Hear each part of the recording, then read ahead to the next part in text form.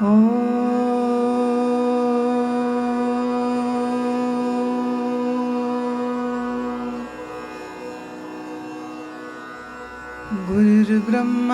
गुरुर्विष्णु गुरुर्देवो महेश्वर गुरुर्साक्षात् परब्रह्म तस्मै श्री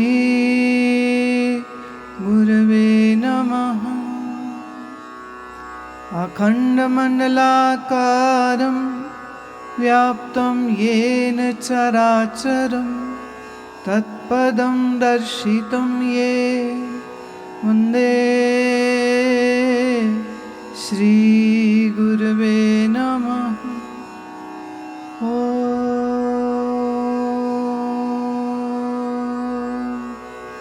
शांति शांति शांति।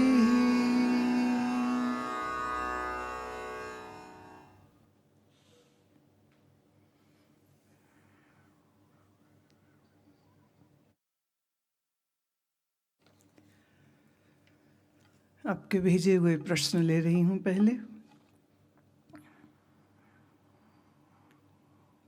साधन चतुष्टय का क्या महत्व है ये हम जानते हैं। ये हम कैसे जानें समझें कि हम उसी दिशा में चल रहे हैं और हम अपनी उन्नति इस दिशा में हो रही है या नहीं, तो वो कैसे जाने।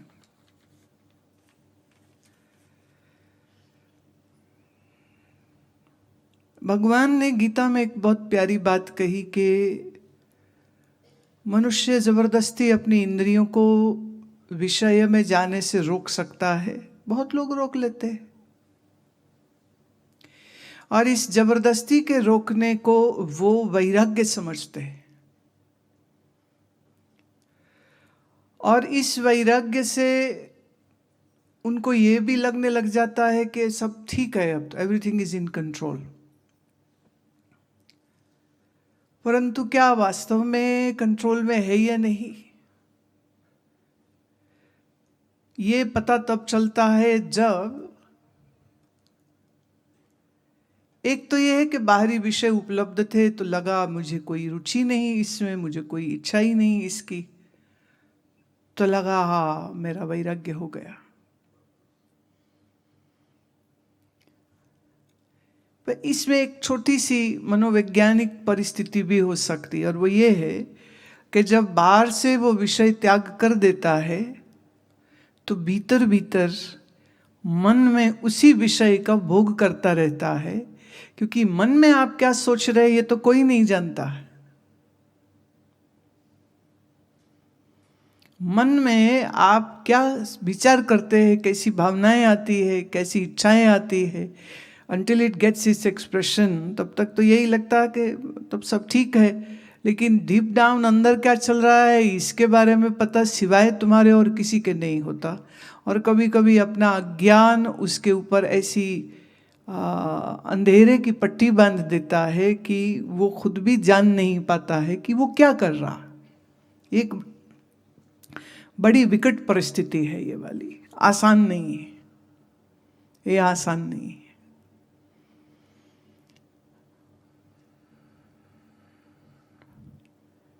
अब प्रश्न ये उठता है कि जैसे फॉर एग्जाम्पल आपने एक कोई अच्छी कार देखी आपने, या कोई सुंदर लड़की देखी आपने, तो आपकी फर्स्ट रिफ्लेक्स, फर्स्ट रिस्पॉन्स क्या था उस पर?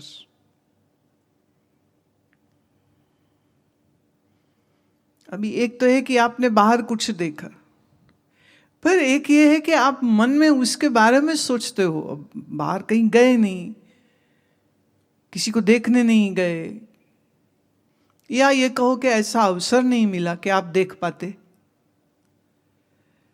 तो आदमी मन में अपनी कल्पना से वो जो कुछ चाहता है, वो जो कुछ वासनाएं मन में होती है, वो वासनाओं की पिक्चर जो दिमाग में चलती है,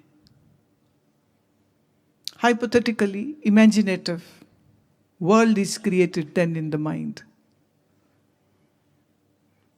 जिसे मैं कहूंगी the tendencies are different from your urges, to different things.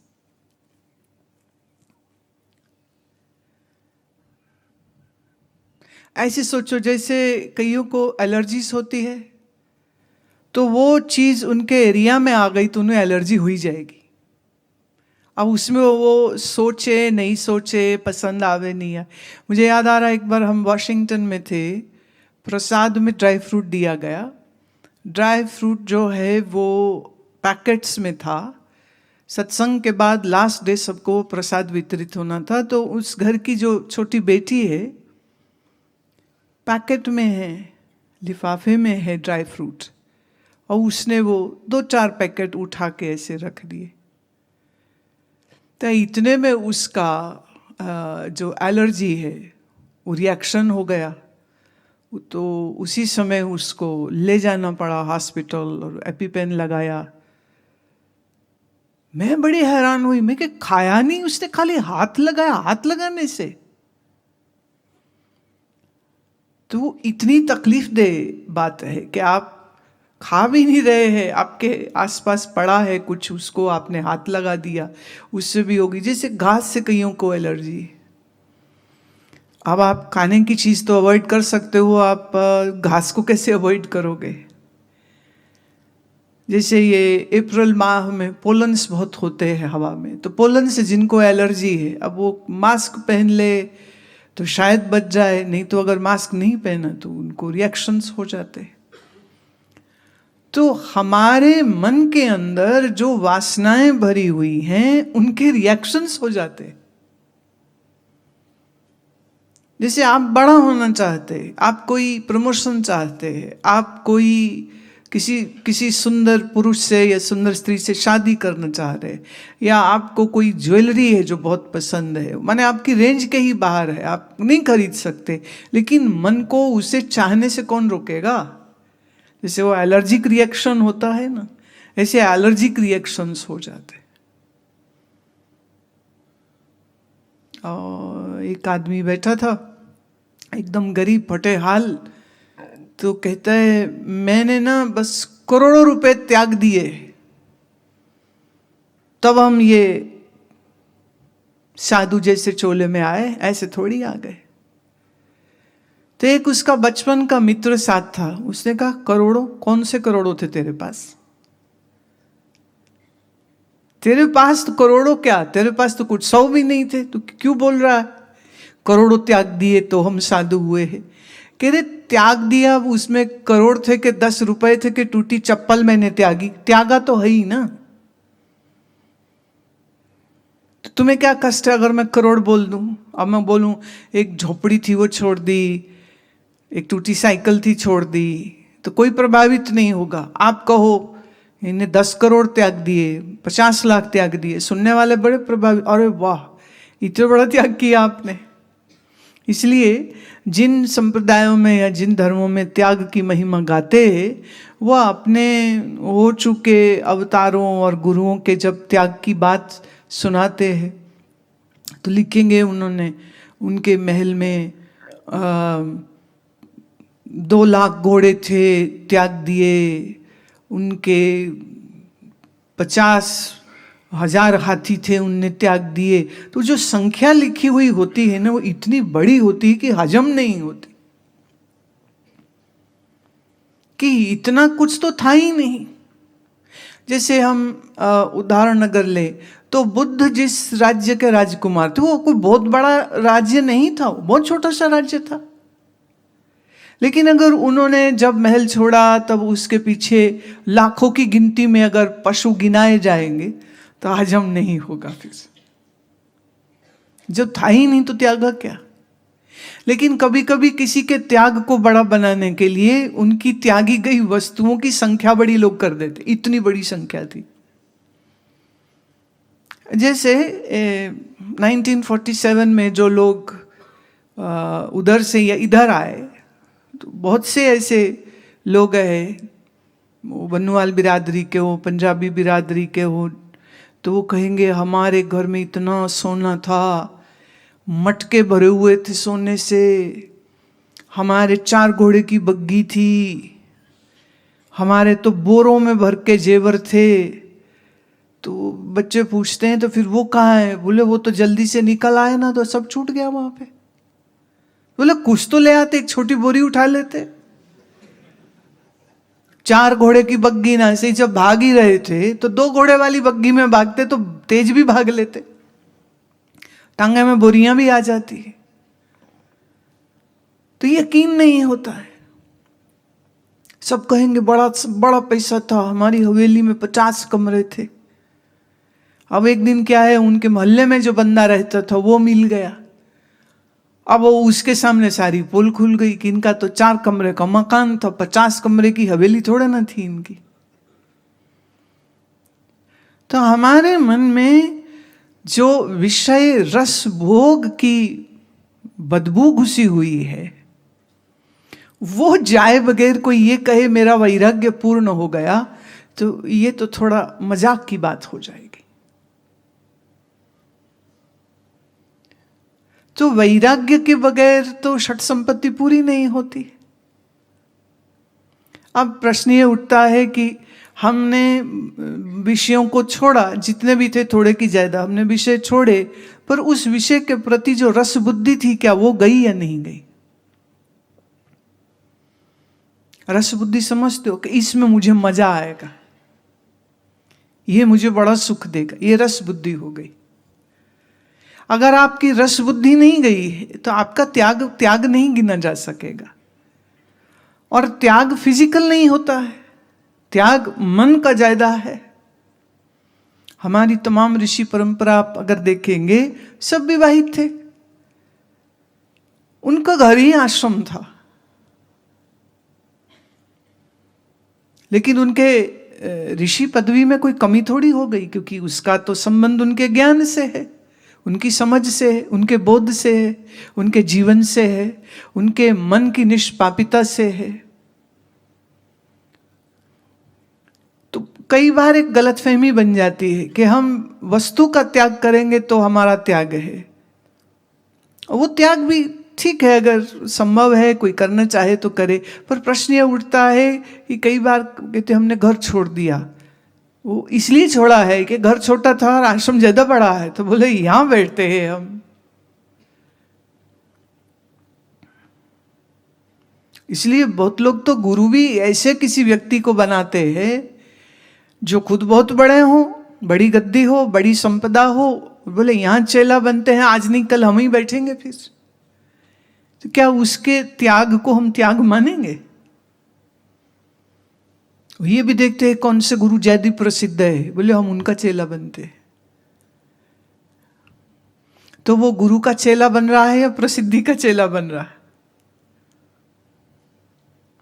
तो रस बुद्धि, इसे हम कहते विषय में, संसार में रस बुद्धि जो है वो हमारी आसक्ति और हमारे ममता के कारण बन जाती है।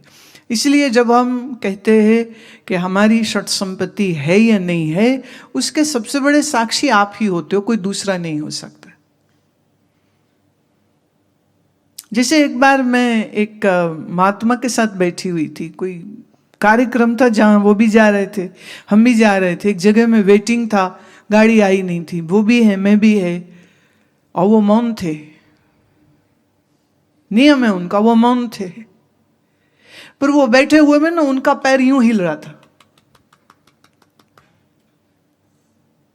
अब इतनी तेजी से पैर कब हिलता है? कुछ बेचैनी है। फिर उनने अपने एक पेपर पेन निकाला, फिर उस पर बहुत देर तक कुछ लिखते रहे। फिर वो इशारे से बहुत सारे ऑर्डर अपने चेलों को देते रहे। तो मैंने पूछा आपका मौन 9 बजे तक है? तो उनके चेले ने कहा नहीं, 10 बजे तक इनका मौन होता है। मुझे तो मतलब दया आ रही थी कि बेचारे फूट रहे हैं अंदर, बोलने के लिए मरे जा रहे हैं। तो उनकी पैर की बेचैनी, उनकी आंखें इधर उधर दौड़ रही, कभी कागज में कुछ लिख रहे, कभी फोन में कुछ ढूंढ रहे, कभी is constantly looking for some activity is happening, और आंखें इतनी बेचैन, कभी इधर देख रहे कभी उधर देख रहे। फाइनली जब 10 बज गए तो फिर हमसे तो रहा नहीं गया, हमने कहा खुल गया मौन, बोलो अब। तो उनकी चुप्पी में चुप्पी नहीं थी, बेचैनी थी। तो आप मुंह से मौन होकर के मन से बेचैन हो सकते हैं, और यह भी संभव है कि आप मन से इतने शांत है कि नपातुलब बोलते हैं, लेकिन फिर भी आपकी वो शांति खंडित नहीं होती। इसी को हम समता कहते हैं।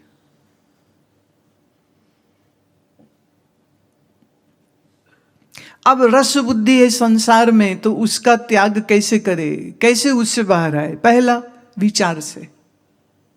विचार करे कि जिस वस्तु के लिए रे मन तू मरा जा रहा है, ये वस्तु तुझे मिल जाए तो मिल जाने के बाद क्या तुम्हें परमानंद हो जाएगा? या जिनके पास ये वस्तु है, क्या उनको परमानंद हो गया है? और अगर नहीं तो काहे मर रहे हो उसके लिए? तो एक तरीका होता है विचार से, दूसरा होता है उपेक्षा से। उपेक्षा मतलब टू इग्नोर। जैसे आप किसी ऐसी चीज को, अब आपको मालूम है जैसे कि रोड में आगे एक्सीडेंट हो रखा है और किसी का बहुत क्षत विक्षत कटा पटा शरीर होगा, आपको अंदाज है, अनुमान है, तो आप जब उस गाड़ी के पास से गुजरते हैं ना, तो हल्के से मुंह फेर लेते हैं कि नहीं देखना, वो दृश्य बड़ा दुर्दांत होगा, देख के कष्ट होगा, रहने देते, ऐसे मुंह फेर लिया।